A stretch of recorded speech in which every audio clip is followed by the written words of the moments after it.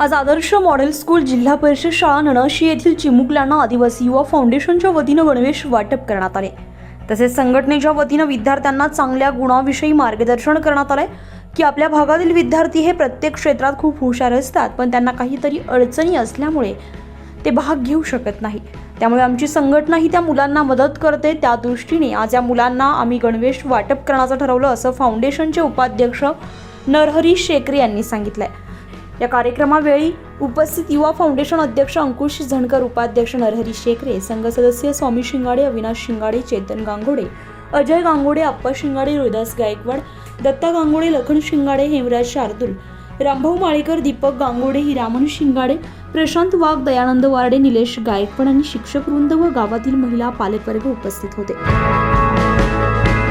24 live Maharashtra news साठी युवराज भोये, दिंडोरी।